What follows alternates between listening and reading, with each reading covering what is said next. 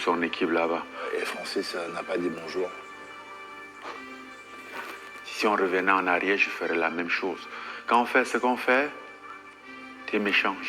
Je tape les gens pour vivre. C'est ça que je fais comme profession. Donc j'étais à New York, on était à New York pour le combat de Nassourdine Imavov. Tout s'est super bien passé.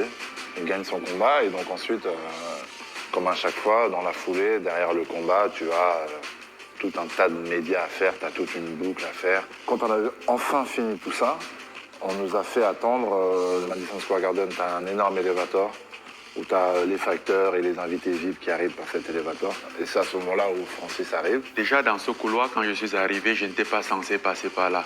On m'a mené à ma place et je pense que la demoiselle qui nous escortait, elle a reçu un appel sur la radio, un communiqué. Et elle est rentrée, elle nous a ramenés sur ce couloir. Et du coup, il y avait la caméra qui nous attendait. Et il y avait Cyril et toute son équipe là-bas. Et Francis n'a pas dit bonjour. Blague à part, toi,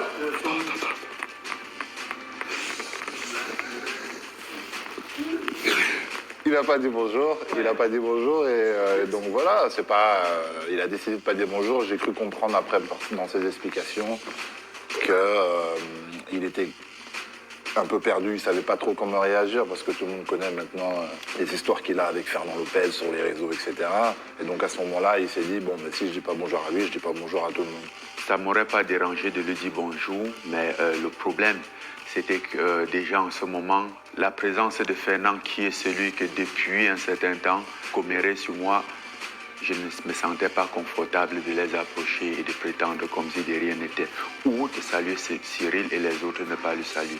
Alors j'ai préféré éviter les problèmes à toute autre personne et continuer. Surtout que, ne sachant pas ce qui pouvait être, ce qui pouvait plus tard dire que j'ai dit en m'approchant d'eux, j'ai évité ce sujet parce qu'il est très manipulateur et parfois change beaucoup de versions des choses.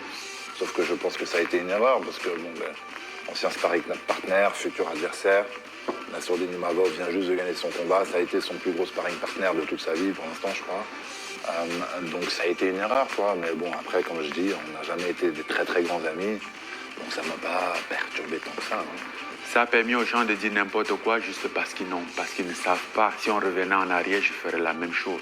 Au moins dans cette action, on a vu et on voyait ouvertement que je n'ai rien dit et je ne pouvais être accusé de rien en ce moment.